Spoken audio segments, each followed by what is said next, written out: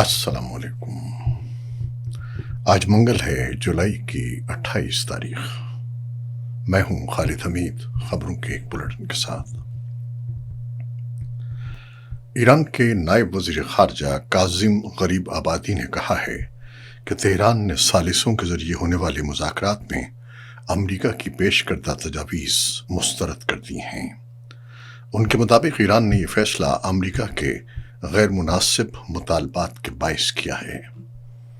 انہوں نے بتایا کہ مذاکرات کا آغاز اسلام آباد میں ہوا تھا، جہاں امریکی وفد نے ایک ایسا منصوبہ پیش کیا جس میں ایران کے نزدیک ناقابل قبول شرائط شامل تھیں، اسی لیے ایرانی وفد نے اسے واضح طور پر مسترد کر دیا۔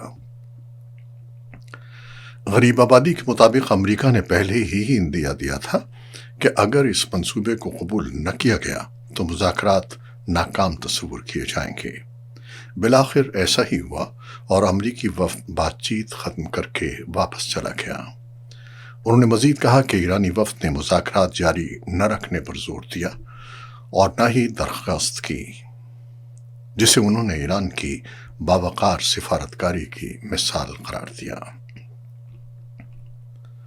کاظم غریب آبادی نے بتایا کہ آبنائے ہرمز کی صورتحال پر عمان میں بھی مذاکرات ہوئے، جہاں عمانی وفد نے تجویز دی کہ بحری جہازوں کے آمد رفت کے لیے کھولا گیا جنوبی راستہ عارضی طور پر کھلا رکھا جائے، تاہم ایران نے اس تجویز کو قبول نہیں کیا۔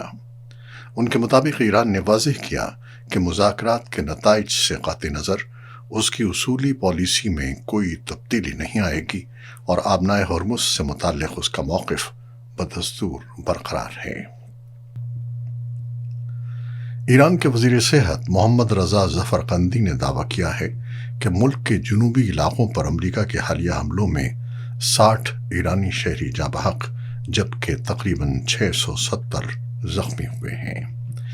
ایرانی خبر رساں اداروں کے مطابق وزیر صحت کا کہنا ہے کہ یہ حملے 10 سے 12 روز کے دوران کیے گئے، جن کے نتیجے میں درجنوں افراد جان سے گئے اور سینکڑوں زخمی ہو گئے۔ ایرانی حکومت کے ترجمان فاطمہ مہاجرانی نے کہا ہے کہ حالیہ امریکی حملوں کے بعد جنوب مغربی علاقوں میں واقع بوشہر ایئرپورٹ غیر فعال ہو گیا ہے اور اسے دوبارہ تعمیر کرنے کی ضرورت ہے۔ انہوں نے مزید بتایا کہ بوشہر کا محکمہ موسمیات، جو ایک مکمل سول ادارہ ہے، حملوں کے باعث تقریباً مکمل طور پر تباہ ہو چکا ہے۔ ایران کے وزیر خارجہ عباس عراقچی نے آبنائے ہرمز کی صورتحال اور خطے میں جاری پیش رفت پر سعودی عرب اور عمان کے وزرائے خارجہ سے الگ الگ ٹیلی فون پر گفتگو کی۔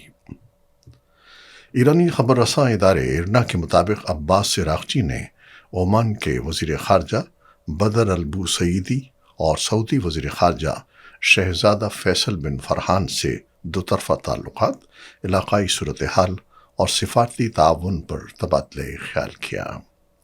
فریقین نے خطے میں استحکام کے فروغ اور مشترکہ سفارتی کوششوں کو مضبوط بنانے کی ضرورت پر زور دیا، جبکہ آبنائے ہرمز کی تازہ صورتحال بھی گفتگو کا اہم موضوع رہی۔ خبر رساں ادارے رائٹرز کے مطابق عمان نے ایران کو آبنائے ہرمز کے انتظام کے لیے ایک مشترکہ علاقائی نظام قائم کرنے کی تجویز دی ہے، جس کے تحت اس آبی گزرگاہ سے گزرنے والے جہازوں سے رضاکارانہ بنیادوں پر فیس وصول کی جائے گی۔ رپورٹ میں خلیجی ذرائع کے حوالے سے بتایا گیا ہے کہ اس تجویز کو خطے کے کئی ممالک کی حمایت حاصل ہے۔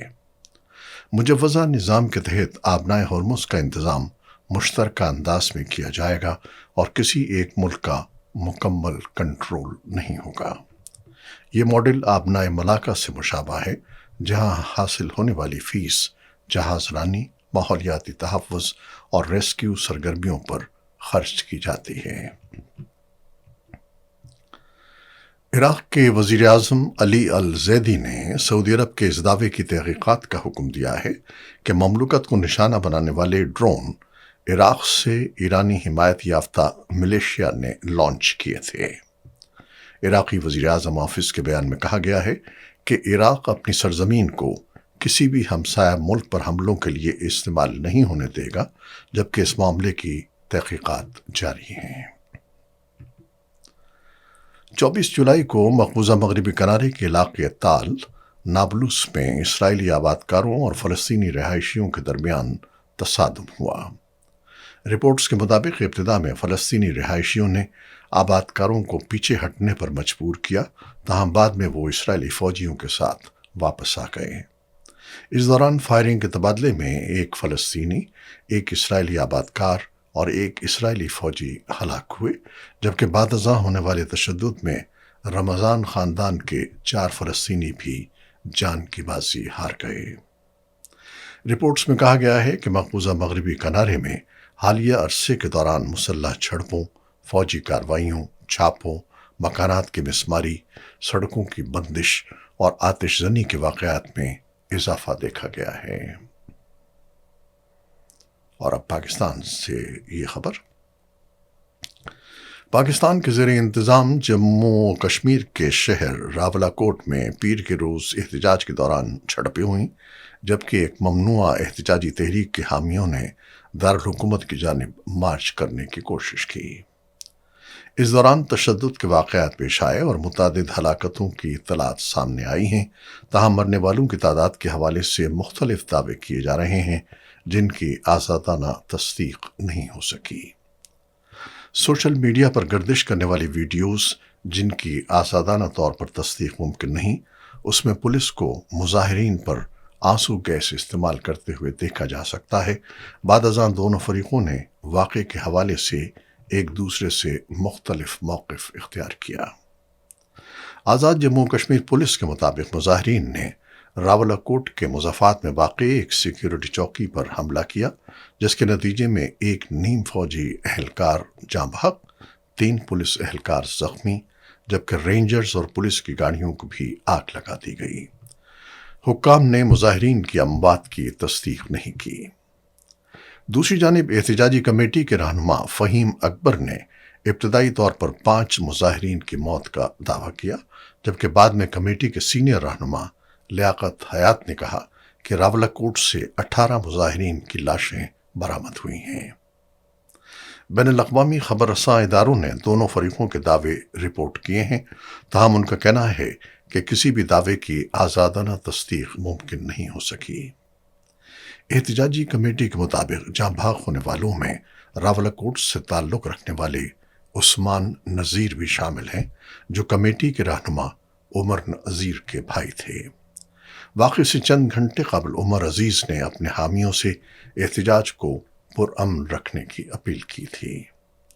उधर सोशल मीडिया और मकामी ज़राए पर मुख्तलिफ इलाक़ों, जिनमें पूंछ, कोटली, बुलंदरी और तरखेल शामिल हैं, उनसे ताल्लुक़ रखने वाले मुबैना जाँ बहक अफराद की एक फ़हरिस्त भी गर्दिश करती रही, ताहम उसकी भी आज़ादाना तस्दीक नहीं हो सकी।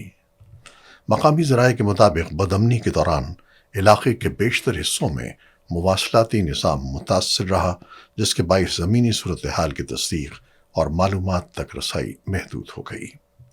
रिपोर्ट्स के मुताबिक हालिया वाक़या कई हफ्तों से जारी कशीदगी का तसलसल है, जिसके दौरान मुख्तलिफ ज़राए ने तकरीबन 30 अफराद की मौत का दावा किया है, ताहम मुवासलाती बंदिश और मुतज़ाद सरकारी और गैर सरकारी दावों के बाइस इन आदाद शुमार की आज़ादाना तस्दीक मुमकिन नहीं हो सकी। शिमाली भारत की रियासत उत्तर प्रदेश के ज़िले रामपुर में मोहम्मद अली जौहर यूनिवर्सिटी की मुजव्वज़ा मिसमारी के ख़िलाफ़ तलबा, साबिक़ तलबा और मकामी अफराद का एहतजाज जारी है। मुज़ाहिरीन शदीद गर्मी के बावजूद यूनिवर्सिटी के बाहर धरना दिए हुए हैं, जहां वो तालीमी इदारे की इमारतों को मिसमार करने के हुकूमती फ़ैसले के ख़िलाफ़ नारेबाजी और एहतजाज कर रहे हैं। मोहम्मद अली जौहर यूनिवर्सिटी, जिसका नाम बर्र-ए-सग़ीर के मारूफ आज़ादी पसंद रहनुमा मोहम्मद अली जौहर के नाम पर रखा गया, मुमताज़ मुस्लिम सियासतदान आज़म खान की कायम करदा मोहम्मद अली जौहर ट्रस्ट के तहत सन 2006 में कायम की गई थी। ज़िला इंतज़ामिया ने 15 जुलाई को हुक्म जारी किया कि यूनिवर्सिटी की 40 में से 38 इमारतें मुबैना तौर पर रेगुलेटरी ज़वाबित की खिलाफ वर्जी करते हुए तामीर की गई हैं, इसलिए उन्हें 5 अगस्त तक मिसमार किया जाए। हुक्काम के मुताबिक सिर्फ 2 इमारतें, जिनमें मुजव्वज़ा मेडिकल कॉलेज ब्लॉक भी शामिल है, ज़रूरी मंजूरियों के साथ तामीर की गई हैं। इंतज़ामिया ने खबरदार किया है कि अगर मुकर्ररा मुद्दत तक इमारतें न गिराई गईं तो सरकारी मशीनरी के ज़रिए मिसमारी की जाएगी और उसके अखराजात भी यूनिवर्सिटी इंतज़ामिया से वसूल किए जाएंगे। क्रिकेट। पाकिस्तान और वेस्ट इंडीज़ के दरमियान पहला टेस्ट फैसला कुन मरहले में दाखिल हो गया। पाकिस्तान और वेस्ट इंडीज़ के दरमियान टारूबा में खेला जाने वाला सीरीज़ का पहला टेस्ट मैच तीसरे रोज़ के इख्तिताम पर दिलचस्प मरहले में दाखिल हो गया, जहां वेस्ट इंडीज़ ने दूसरी इनिंग में 7 विकेटों के नुकसान पर 126 रन बनाकर मजमूई तौर पर 155 रन की बरतरी हासिल कर ली। तीसरे रोज़ मजमूई तौर पर 14 विकेटें गिरी और दोनों टीमों के बॉलर्स ने उम्दा कारकर्दगी का मुजाहरा किया। पहले वेस्ट इंडीज़ ने पाकिस्तान की बाकी 7 विकेटें हासिल करके पहली इनिंग मुकम्मल की, जिसके बाद पाकिस्तानी बॉलर्स ने शानदार कमबैक करते हुए वेस्ट इंडीज़ की 7 विकेटें भी जल्द गिरा दीं।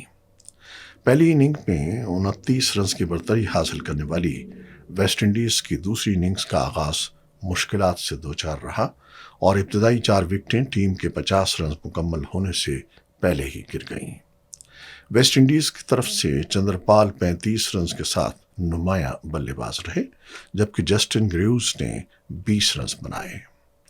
तीसरे रोज़ खेल के इख्तिताम पर वेस्ट इंडीज़ का स्कोर 7 विकेटों पर 126 रन था और उसे पाकिस्तान पर मजमूई तौर पर 155 रन की बरतरी हासिल थी, जबकि मैच फैसला कुन मरहले में दाखिल हो चुका है। ये थी वो खबरें जो यूट्यूब चैनल पर हमने आपके लिए पेश की हैं। आप हमारे चैनल को देखते हैं, शेयर करते हैं, पसंद करते हैं और अपने कमेंट्स में अपनी मोहब्बतों का इजहार करते हैं, जिसके लिए हम आपके बेहद ममनून हैं। अपनी इन कोशिशों को, इन मोहब्बतों को जारी रखिएगा। खालिद हमीद को अब इजाज़त दीजिएगा। अल्लाह हाफिज़।